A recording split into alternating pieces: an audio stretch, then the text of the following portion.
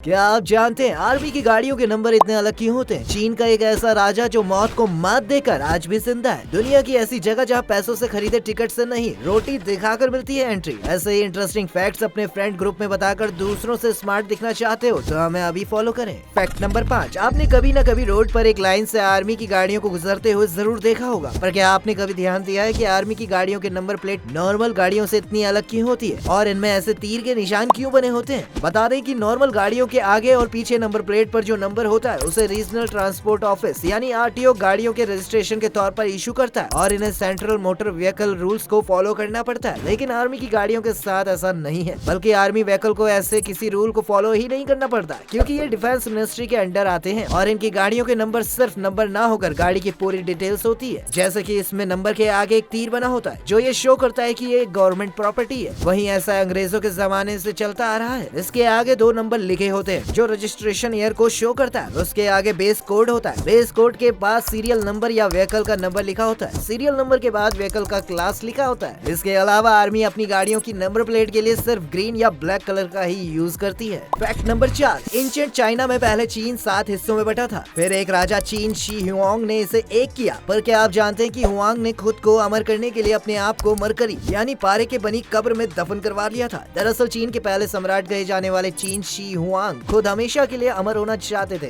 लेकिन अमर कैसे हुआ जाए ये बड़ा सवाल था। इसके लिए उन्होंने अपने दरबारियों को दुनिया के हर कोने में भेजा अमृत की तलाश में। किसी ने उसे बताया कि पारे से अमर हुआ जा सकता है। फिर क्या सम्राट 3 टाइम दबा के पारे से बनी गोलियां खाने लगा, लेकिन वो पारे से अमर होने की जगह बीमार होने लगा। और जब तक उन्हें ये बात समझ में आई तब तक बहुत टाइम हो चुका था। लेकिन फिर उसने अपनी बादशाहत को मौत के पार ले जाने के लिए एक प्लान बनाया और अपनी मौत से पहले इसकी तैयारी करने लगा। उसने हुक्म दिया कि मरने के बाद योद्धाओं की एक फौज उसके साथ दफनाई जाएगी। हालांकि ये कोई यूनिक बात नहीं थी। चीन और मिस्र की पुरातन कब्रों से पता चलता है कि तब मरने के बाद राजा के पसंदीदा नौकरों और जानवरों को उसके साथ दफन किया जाता था। बल्कि राजा के मरने पर नर बलि देने का रिवाज भी था। लेकिन हुआंग ने ऐसा नहीं किया। उसने मिट्टी के पुतलों की एक सेना बनवाई जिनको लेकर शायद उसका विश्वास था कि मरने के बाद वो जिंदा हो जाएंगे और उसके साथ युद्ध करेंगे। और ऐसे वो अपने मरने के बाद भी खुद को अमर कर गया। फैक्ट नंबर 3, इंडिया के अमीर आदमी मुकेश अंबानी को आज कौन नहीं जानता, पर क्या आप ये जानते हैं एक टाइम ऐसा भी था कि मुकेश अंबानी एक लड़की से बहुत प्यार करते थे और उसके लिए मुंबई की लोकल बस में धक्के भी खाते थे। वो लड़की थी उनकी वाइफ नीता अंबानी। दरअसल नीता शादी से पहले एक नॉर्मल फैमिली से बिलोंग करती थी और उन्हें उनके कॉलेज के फंक्शन में डांस करते हुए धीरूभाई अंबानी और उनकी पत्नी कोकिला बहन ने देखा था और तभी फैसला भी कर लिया था कि यही उनके घर की बहू बनेंगी। जिसके बाद उन्होंने नीता को कॉल करके अपने ऑफिस बुलवाया जहाँ उनकी और मुकेश की पहली मुलाकात हुई थी और उनकी शादी फिक्स हो गई। जिसके बाद मुकेश और नीता शादी से पहले मिला करते थे, जहाँ मुकेश नीता को अपनी मर्सिडीज में बैठाकर लॉन्ग ड्राइव पर ले जाया करते थे। वहीं एक बार ऐसा ही नीता ने मुकेश को अपने साथ लोकल बस में ट्रैवल करने को कहा और मुकेश ने अपनी मर्सिडीज किनारे लगा दी और नीता के साथ बस में चढ़ गए थे। फैक्ट नंबर 2, जब भी हम किसी फंक्शन में जाते हैं तो उसके लिए या तो हमें इनविटेशन मिलता है या फिर वहाँ के लिए एंट्री का टिकट दिखाना पड़ता है। पर क्या आप ये जानते हैं दुनिया में एक ऐसी भी जगह है जहाँ एंट्री किसी टिकट से नहीं बल्कि रोटी दिखाने से मिलती है? दरअसल गुजरात के पाटन में एक इवेंट हुआ जहाँ रोटलिया हनुमान मंदिर में एक भजन कार्यक्रम लोगों द्वारा हुआ जिसमें भगवान के लिए भजन गाया जाता है और इसे संस्कृति में भी गाकर लोगों को बताया जाता है। वैसे तो ऐसे इवेंट्स में गायकों पर पैसों की बारिश होती है, लेकिन इस इवेंट में रोटी की बारिश हुई और रोटियों का अंबार लग गया और ये इवेंट खत्म होते होते 50,000 रोटियां जमा कर गया। वैसे बता दें कि रोटलिया हनुमान मंदिर दुनिया का पहला ऐसा मंदिर है जहाँ प्रसाद के रूप में सिर्फ रोटी ही चढ़ाई जाती है। फैक्ट नंबर 1, केले के बारे में तो सब जानते हैं और सब बॉडी बनाने के लिए इसे खाते भी हैं, लेकिन क्या आपने कभी सोचा है कि ये हमेशा टेढ़ा ही क्यों होता है? कोई भी केला आपको सीधा क्यों नहीं मिलता? दरअसल जब पेड़ पर केला लगना शुरू होता है तो वो एक गुच्छे में होते हैं और जैसे जैसे ये बड़े होते हैं वैसे वैसे गुच्छा जमीन की ओर नीचे लटकना शुरू कर देता है, जिसकी वजह से इसका शेप टेढ़ा होता है। तो ये थे कुछ इंटरेस्टिंग फैक्ट्स जो मैंने आप तक पहुंचाए। मैं उम्मीद करता हूं कि ये आप और तक जरूर पहुंचाएंगे। वो कैसे? वीडियो को ज्यादा से ज्यादा शेयर करके।